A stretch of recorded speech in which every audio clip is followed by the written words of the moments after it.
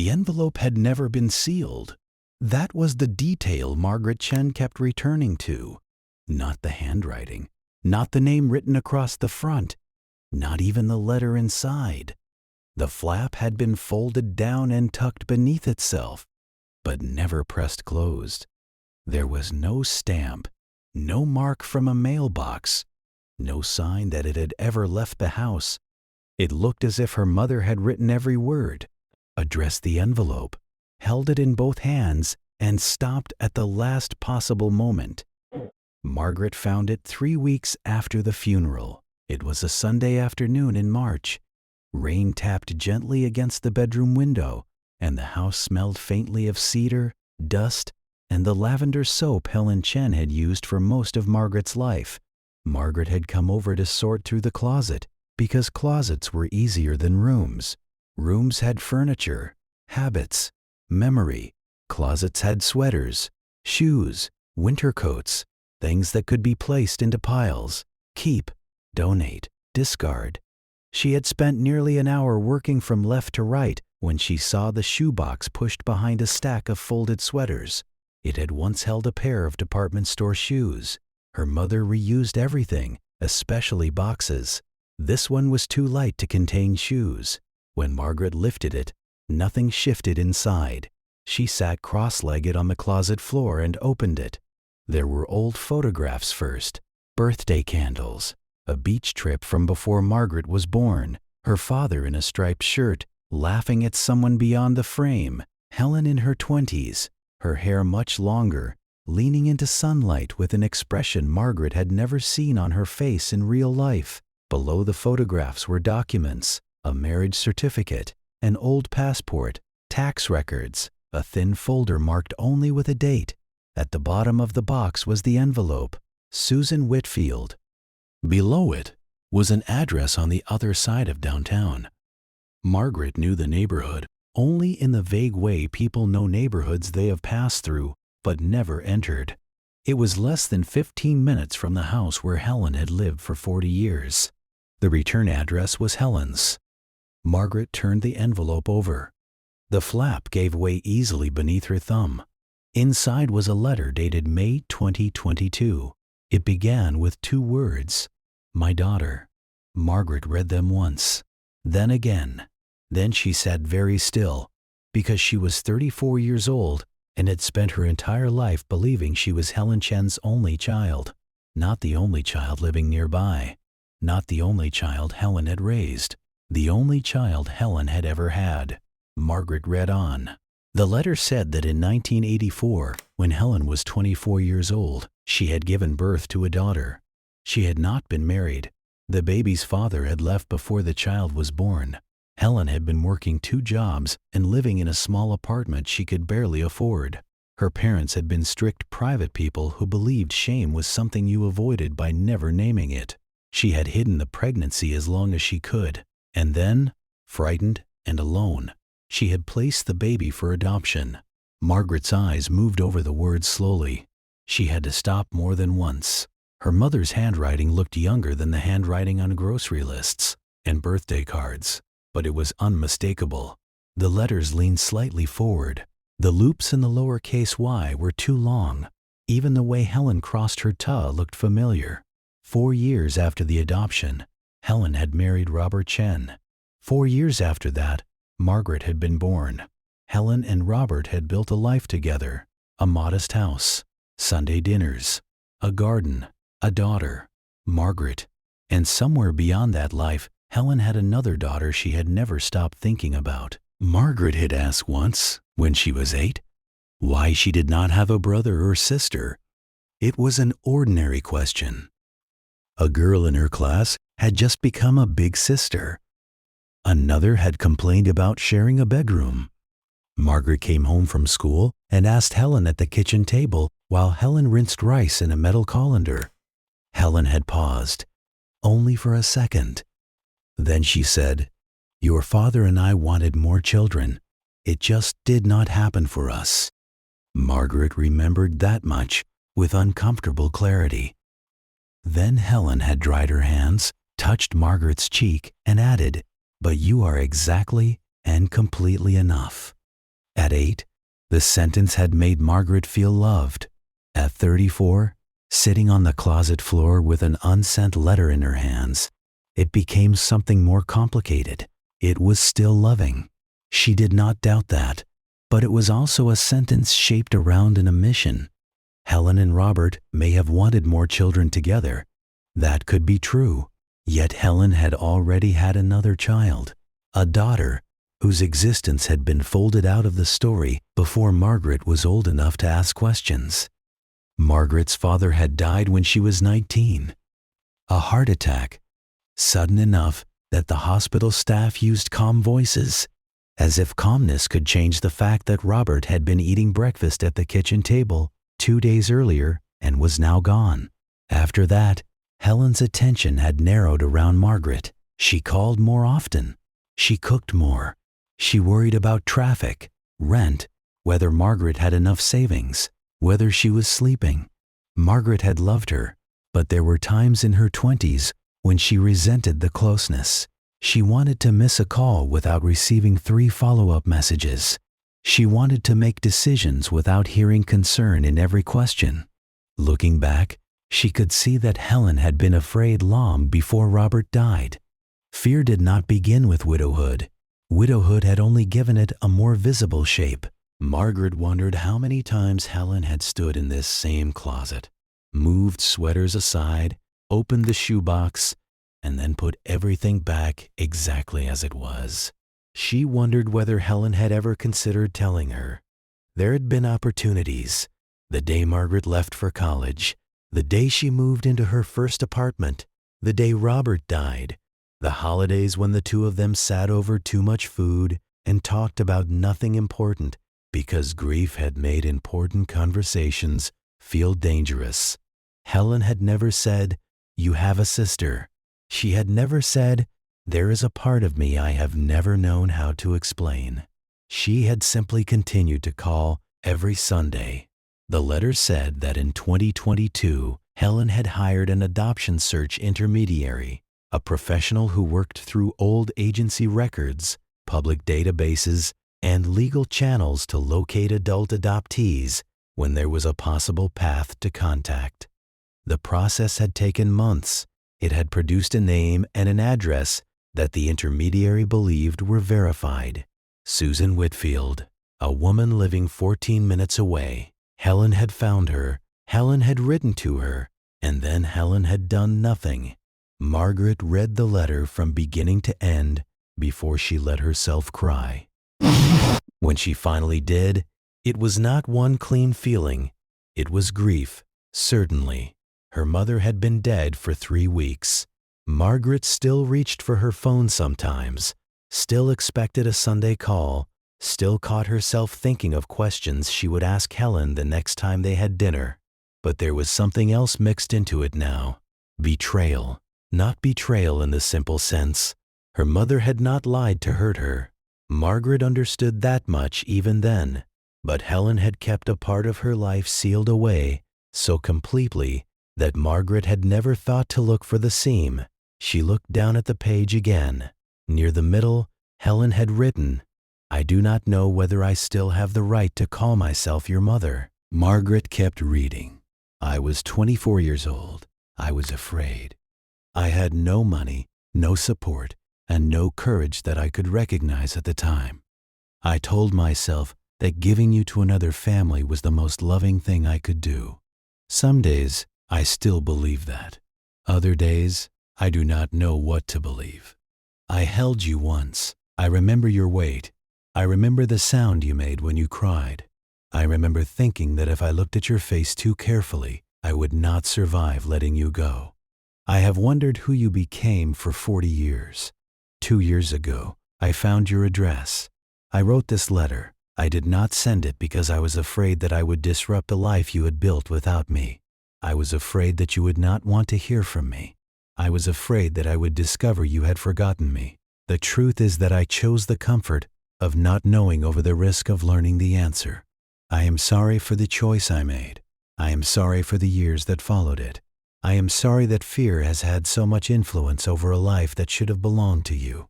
The letter ended with Helen's name. No love, Know your mother, only Helen. As if even on paper, after 40 years, she did not know what she was allowed to be. Margaret lowered the letter and stared at the closet wall. Her mother had lived 14 minutes from Susan Whitfield for 4 years. 4 years with an envelope that had never been sealed. 4 years in which she had come close enough to the truth to write it down, but not close enough to place a stamp in the corner. Margaret had always thought she understood her mother. Helen was the woman who called every Sunday evening, usually around 7, and asked whether Margaret had eaten dinner. Helen was the woman who made soup for 6 people when Margaret came over alone. Helen was the woman who planted tomatoes too early every spring and then worried about frost. Helen was a widow who never remarried after Robert died, a woman whose life had become smaller but never empty. Now Margaret saw another version of her, a 24-year-old woman in a hospital room, a woman who had held a baby for less than half an hour and then watched a nurse carry her away, a woman who had spent 40 years wondering whether the child had been loved, whether she had been safe, whether she had ever thought of the woman who gave her up, and a woman who had finally found her, then let 4 more years pass in silence. Margaret did not tell anyone that night. She placed the letter back in the envelope, though she did not close the flap. Then she put it on the kitchen table and sat across from it for nearly an hour. The house was quiet, not empty, quiet in a way that made every unanswered question sound louder. The next morning she went back to the shoebox. This time she opened the thin folder beneath the photographs. There were copies of the adoption paperwork, most of it heavily redacted. There was a receipt from the search intermediary. There was a short report dated April 2022. Possible match identified, Susan Ann Whitfield, born July 1984. Current address verified through public records. Contact is not recommended without a written introduction and explicit consent. Margaret read the last line twice. Her mother had not stumbled onto an address on the internet. She had followed a careful process. She had paid someone to help. She had received a warning to proceed gently. And still, she had written the letter. Margaret brought the folder to the kitchen and spread the papers beside the envelope. She could see the shape of her mother's decision more clearly now. Helen had not forgotten. She had not lost the address. She had not decided Susan did not matter. She had come right up to the edge, then stopped. For 11 days, Margaret carried the letter with her. She moved it from the kitchen table to her work bag, from her work bag to the nightstand beside her bed, from the nightstand back to the bag. At the publishing house, she edited other people's words while her mother's words sat beneath her desk. She found herself rereading a sentence between meetings, then folding the page away before anyone could see. At night, she replayed small memories, Helen at the stove, asking if Margaret wanted more rice before she had finished the first serving. Helen calling during a snowstorm to make sure the heat in Margaret's apartment worked. Helen standing at the front door after dinner saying, "Text me when you get home," even though Margaret lived 20 minutes away and had been driving herself for nearly 2 decades. Margaret had sometimes found those habits exhausting. Now she wondered whether Helen's attention had been shaped by an absence Margaret had never known existed. That thought made Margaret angry. Not at Susan. Never at Susan, though she had not met her and did not know what kind of person she was. At the situation. At the secret. At the fact that Helen's devotion had been both real and incomplete. Love could be real. Margaret understood, and still leave something hidden in the room. On the 11th day, Priya came over for dinner. They had been friends since college. Priya knew how to sit through silence without treating it as a problem to solve. She arrived with takeout containers and a bottle of wine, then noticed within 5 minutes that Margaret was barely eating. "How is the house?" Priya asked. Margaret looked down at her plate. "Hard." "I know. There's something else." Priya set her fork down. Margaret went to the bedroom, came back with the envelope, and placed it on the table. Priya read the name first. Then she looked up. "What is this?" Margaret's throat tightened. "I think I have a sister." Priya did not react immediately. She picked up the letter, read the first page, then the second. Her face changed only slightly, but Margaret saw the moment the story settled into her. She found her, Priya said. I think so. And she never sent it. No. Priya looked at the unsealed flap. What are you going to do? Margaret gave a small, tired laugh. I have been asking myself that every day. Do you want to contact her? I don't know if I have the right. Priya waited. Margaret looked at the letter. My mother had 4 years with this address. 4 years. She was the one who gave Susan up. She was the one who carried all of this. If she could not bring herself to send it, what does it mean for me to decide that I should? It might mean you are finishing something she could not. Or it might mean I am forcing something into a woman's life because I cannot tolerate not knowing. Priya nodded. That is possible. What if Susan knows nothing? What if she does know and wants no contact? What if this letter is a wound she has already learned to live around, and I am the person who tears it open because I want an answer? Priya thought about that. Then she said, You are right to worry about her boundaries. That matters. But silence is also a decision. Your mother made it. You can make it too. The question is whether Susan should have any choice in the matter. Margaret looked at her. You think I should send it? I think you should ask yourself who the letter belongs to. The answer came quickly, before Margaret was ready to say it. Susan. Yes. It belonged to my mother too. It did. But Helen wrote it to someone. She addressed it. She left the flap open. Maybe she hoped she would be able to send it someday. Maybe she hoped someone would find it. Maybe she was just afraid. We cannot know. Priya touched the envelope gently. But Susan is the person who gets to decide whether she wants it now. Margaret hated that Priya's answer made sense. She hated that an answer could be both respectful and terrifying. The next day, Margaret went back to her mother's house and stood in the kitchen. Nothing had moved since Helen died. The ceramic canister of tea bags sat beside the stove. A handwritten recipe for dumplings was attached to the refrigerator with the sunflower magnet. On the counter was a stack of mail Margaret still had not opened, because each envelope made the finality of death feel administrative. She tried to imagine Helen writing to Susan at this counter. Maybe the letter had been written late at night, after a book club meeting, after a Sunday call with Margaret, after the garden had been watered and the dishes put away. Maybe Helen had pulled the address from a folder, placed the paper in front of her, and decided that this would finally be the night. Margaret could almost see the scene. Her mother's reading glasses on the table, a lamp on, the envelope beside a cup of tea gone cold, then nothing. Margaret opened the drawer where Helen kept stamps. There were 2 left in a small plastic bag. The sight of them made her sit down. Helen had not failed to send the letter because she lacked a stamp. She had chosen not to send it. The difference hurt, but it also made the letter more honest. Helen had known what she was doing. She had known what she could not make herself do. Margaret took one of the stamps from the drawer and placed it beside the old envelope. She did not attach it. She only looked at it for a moment, understanding that a piece of paper smaller than her thumbnail had become, in her mind, the measure of 4 lost years.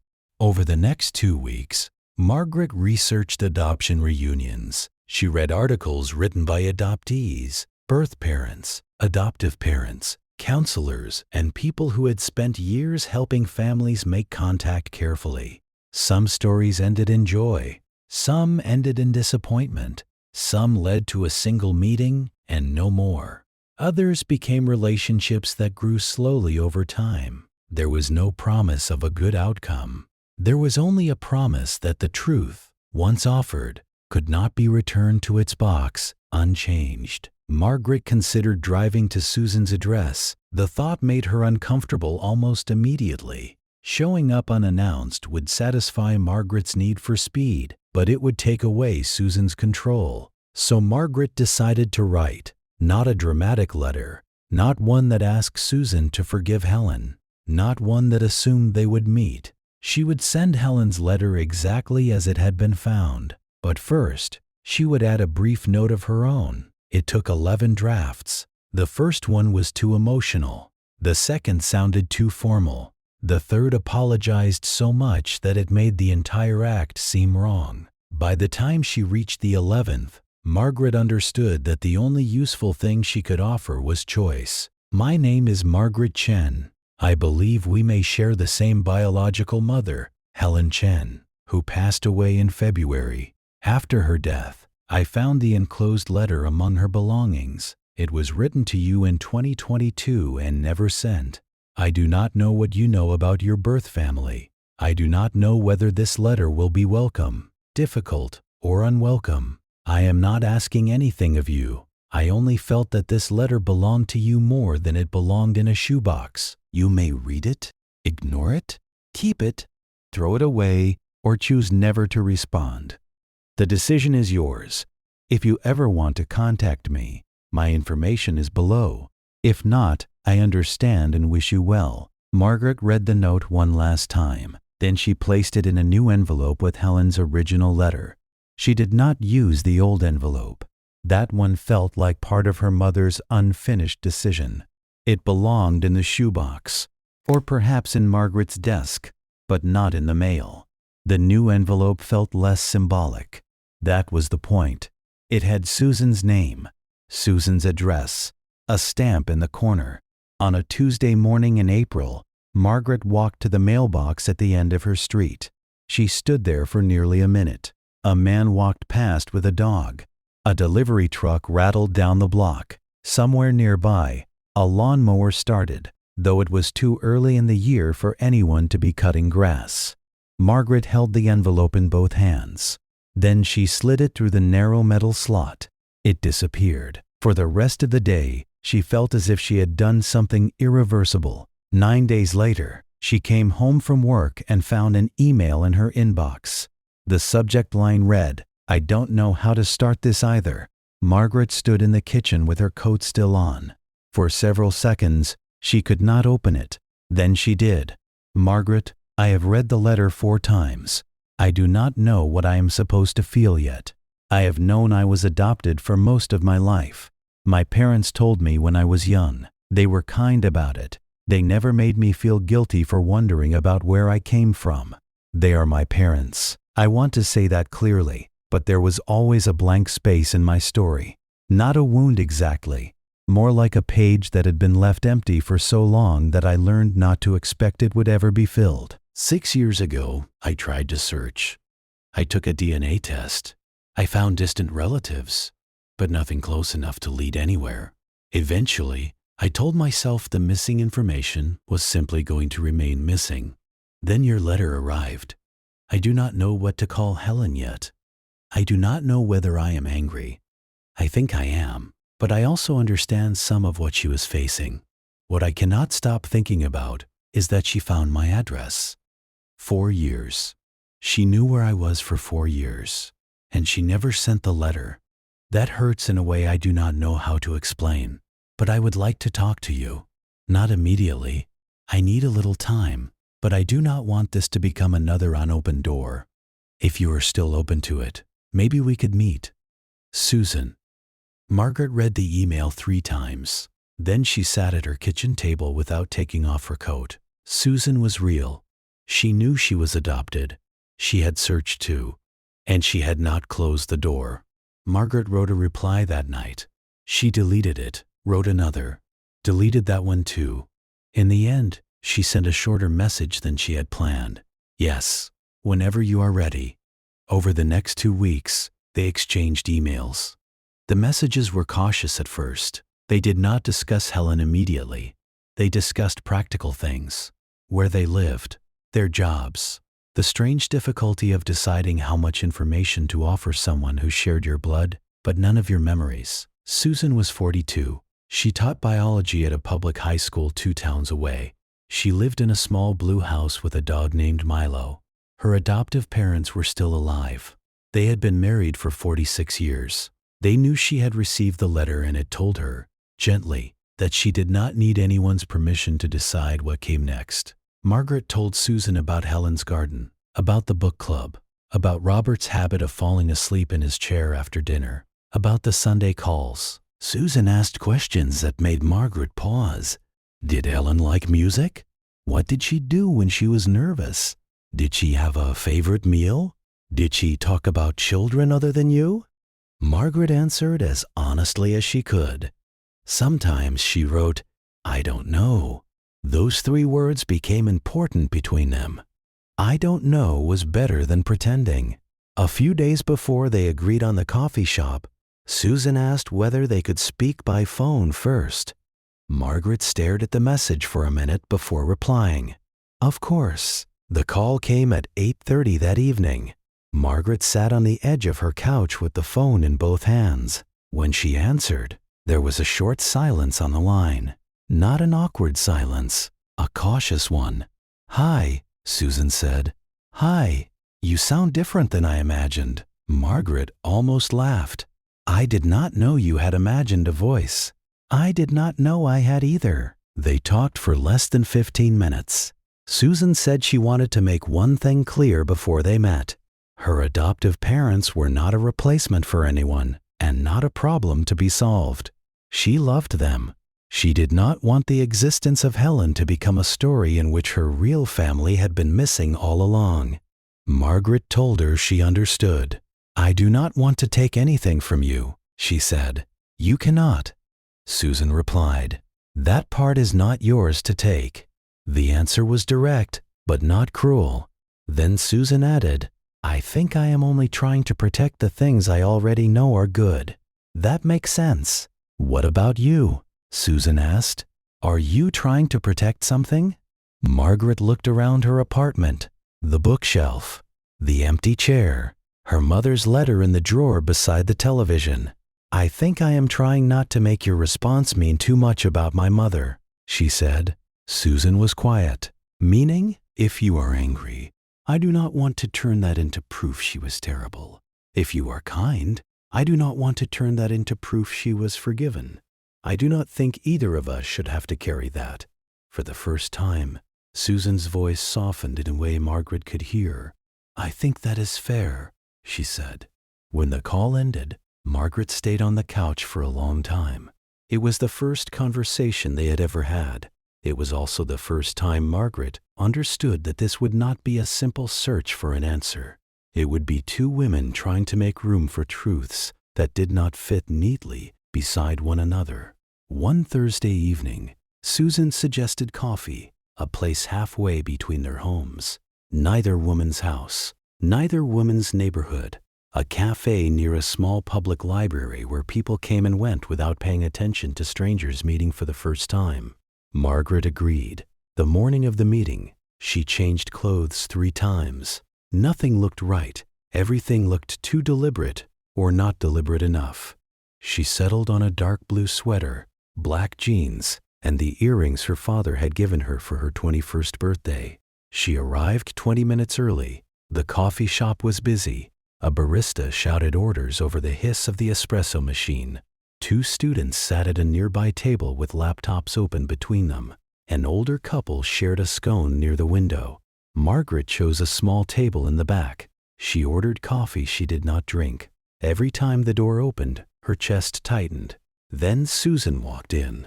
Margaret recognized her immediately. Not because they looked identical. They did not. Susan was taller. Her hair was darker. Her face was narrower. But there was something in the eyes. Not a feature exactly, a way of looking at a room before stepping into it. Careful and observant, Susan paused inside the door. Her gaze moved across the cafe. Then she saw Margaret. For a moment, neither woman moved. Susan wore a dark green coat and carried a small leather bag close to her side. She looked composed, but Margaret could see the effort under it. Susan crossed the room. "Hi," she said. "Hi," Margaret said. Margaret stood. For 1 second, it seemed possible they might hug. Neither did. They sat. For the first 20 minutes, they talked about harmless things: traffic, the weather, Susan's students, Margaret's work at the publishing house, the cafe's music, which Susan said sounded like a playlist created by someone who did not trust silence. Margaret laughed. The laugh surprised her. It was not that the conversation was easy. It was that both of them were trying to make it possible. Eventually, Susan wrapped both hands around her cup. "Did she ever talk about me?" she asked. Margaret's answer came quickly. "No." Susan nodded once. I thought so. She never said anything to me, not that I remember. I am not asking because I expected her to. I know. Susan looked toward the window. I just needed to ask. Margaret waited. After a moment, she said, "There are things I understand differently now." Like what? My mother was very protective of me. She called all the time. She worried about everything. I used to think it was simply who she was. And now? Now I wonder whether she was afraid of losing people. Susan studied her. That must be hard. Margaret looked down. It is. You lost your mother 3 months ago, and now you are finding out she had a whole life you never knew about. Margaret felt tears rise unexpectedly. She looked away before they could fall. I feel guilty for being upset, she said. Susan's expression softened. Why? Because you are the one who was given away. Susan took a breath.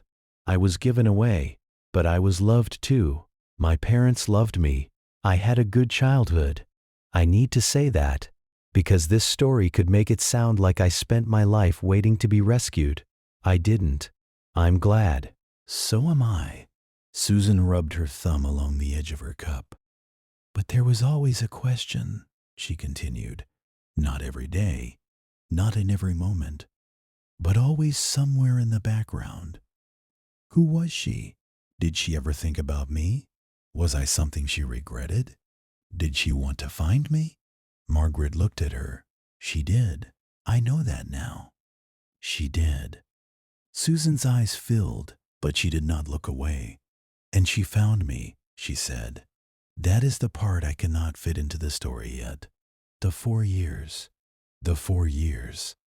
The word sat between them.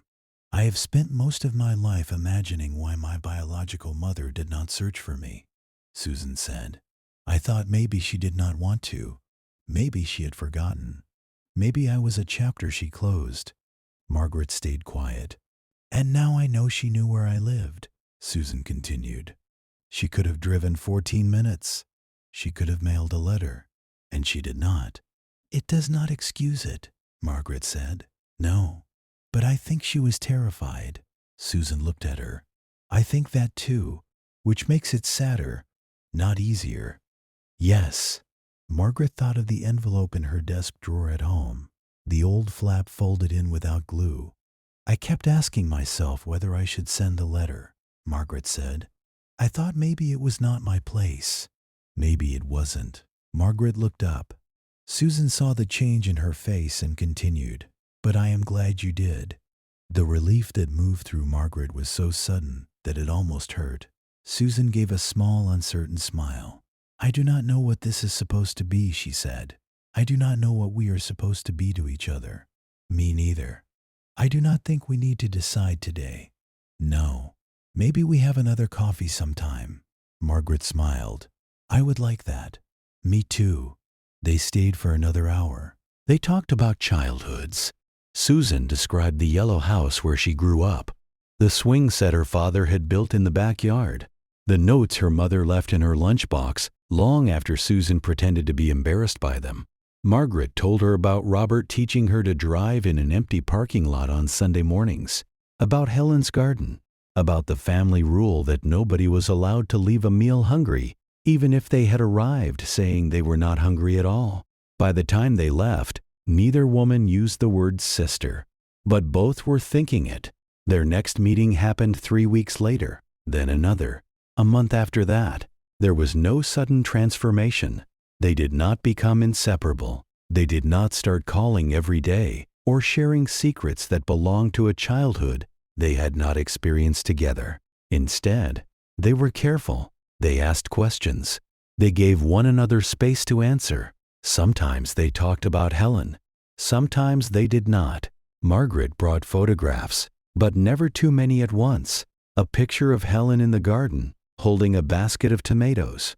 A photograph of Helen and Robert at Margaret's college graduation. A blurry image from a family trip in which Helen stood on a beach with wind pulling at her hair. Susan studied each picture with concentration. She did not ask for copies right away. Margaret did not offer them too quickly. It mattered that neither of them treated the other as a missing piece meant to solve everything. Susan began sharing small parts of her own life too. A photo of her adoptive parents on their anniversary, Milo asleep on the couch with one paw hanging over the cushion, a childhood drawing she had found in an old box, showing 3 people holding hands beneath an oversized blue sun. "My mother kept everything," Susan said. "Mine too," Margaret replied. They laughed. It was the first laugh that came easily. In July, Susan came to Helen's house for the first time. Margaret had delayed the invitation because the house still felt like an active memory. The dining table held faint scratches from years of family meals. A stack of gardening magazines sat beside Helen's old chair. The bedroom closet had been cleared, but Margaret had left the shoebox on the top shelf because she did not know where else it belonged. Susan arrived carrying a small lemon cake from a bakery near her school. "You did not have to bring anything," Margaret said. "I know. I did not know what to do with my hands." Margaret understood that immediately. They walked through the house slowly, not like tourists, not like people searching for proof, more like 2 women entering a space that belonged to one of them and was connected to the other by a history neither could change. Susan spent the longest time in the garden. Helen had planted herbs beside the back steps. Rosemary, mint, basil that had survived longer than it should have. Along the fence, the tomato plants leaned on thin wooden stakes, untidy and stubborn. "She was serious about this," Susan said. "Very." Margaret smiled. She would give vegetables away to neighbors who did not want them. Susan touched one of the leaves carefully, then pulled her hand back. "Did she ever talk about being young?" "Not much." "Was she happy?" Margaret considered the question. "Sometimes," she said. "I think she wanted to be. I think she worked hard at being useful. I am not sure she knew how to let herself be anything else." Susan nodded as if that answer fit something she had already been thinking. Inside, Margaret showed her the photograph of Helen at Margaret's college graduation. Susan held it with both hands. "She looks like she is trying not to cry," Susan said. "She was." "Why?" "Because I was leaving home." Susan looked at the picture a little longer. Then she handed it back. Neither woman said what they were both thinking. Helen had once watched another daughter leave a room forever. The house did not make them closer immediately. It made the distance more visible, but it gave Susan a place to put some of the questions she had carried. It gave Margaret a chance to share Helen without defending her. Before Susan left, she stood in the kitchen doorway. "Thank you for letting me see this," she said. "I was afraid it would be too much." "It is," Susan said, "but I think it is better than having nothing." Over time, Margaret began to understand something she had not understood at the coffee shop. They did not need a perfect definition. They had no shared childhood. They did not know each other's favorite songs or old nicknames. They had not fought over bathrooms or borrowed clothes or shared holidays as children. But every few weeks, they chose to meet. They chose to keep learning. The choice became more important than the years they had missed. In August, Susan asked if she could visit Helen's grave. Margaret did not answer immediately. The question caught her off guard, because until then, the grave had belonged entirely to Margaret's grief. It was the place she went when she missed the woman who had raised her, the place where she talked in her head to a mother who could no longer answer. But Helen was not only Margaret's mother. Margaret understood that now. "Of course," she said. They went on a warm Sunday afternoon. The cemetery was quiet. The grass had turned bright green after weeks of rain. Helen's headstone was simple. Her name, her dates, a line Robert had chosen years before. Beloved wife and mother. Susan stood in front of it for a long time. Margaret stood beside her. She did not speak. She did not try to interpret what Susan might be feeling. The silence belonged to Susan as much as the stone did. After a while, Susan reached into her pocket and took out a small gray stone. She placed it at the base of the headstone. Then she stepped back. "I do not know if I forgive her," Susan said. Margaret looked at her. "I do not think you have to decide that today." Susan nodded. "I want to. Part of me does." "And another part?" "Another part is still angry." "That makes sense." Susan looked down at the stone. I looked up the old address. Margaret knew immediately which address she meant. The house where you lived? Yes, the house where I lived when she found me. What did you find? It was 14 minutes from her house. Margaret said nothing. 14 minutes, Susan repeated. For 4 years. The numbers seemed to change the air around them. I used to think that if my biological mother ever wanted to find me, she would, Susan said. I thought not being found meant not being wanted. Margaret watched her. And now? Now I know being wanted and being brave enough to reach out are not the same thing. Margaret felt her throat tighten. No, she said. They are not. Susan looked at her. Does that scare you? Of what? Of becoming like her. Margaret was silent. It was the question she had not wanted to ask herself. I think it already did, she said. Not in the same way. But I understand now how easy it is to wait. I carried that letter for 11 days before I told anyone. Then I carried it for weeks before I sent it.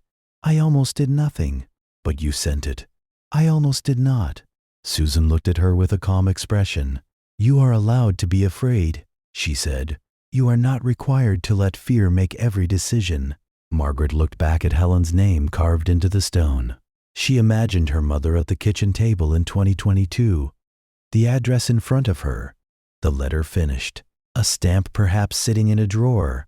She imagined Helen folding the paper, tucking the flap in, and placing it in a shoebox because she could not carry it to the mailbox. Margaret would never know what Helen intended. Maybe Helen hoped she would send it someday. Maybe she had simply been unable to throw it away. Maybe the unsealed envelope meant nothing more than hesitation. But Margaret knew one thing. The letter had waited, and when she found it, she had sent it. Not because she was braver than her mother, not because she understood all the choices Helen had made, but because Susan deserved the chance to decide what the letter meant. They stood beside the grave for a while longer. Then Susan looked toward the cemetery gate. Do you want to get dinner? She asked. Margaret smiled. Yes. They started walking side by side, not touching, not speaking, not pretending that grief, anger, love, and forgiveness had become simple. They had not. There were still questions. There would probably always be questions. Susan still did not know what to call Helen. Margaret still did not know how to forgive a mother who had kept so much hidden. Neither woman knew what their relationship would look like in a year. But they were no longer two separate lives divided by a sealed silence. They had met. They had spoken. They had chosen not to close the door. And for now, that was enough. This video is a dramatized narrative inspired by real human emotions, experiences, and life-changing moments. Any resemblance to specific real people or events is coincidental. If you found a letter that had been written, addressed, but never sent, would you send it or leave the past unopened?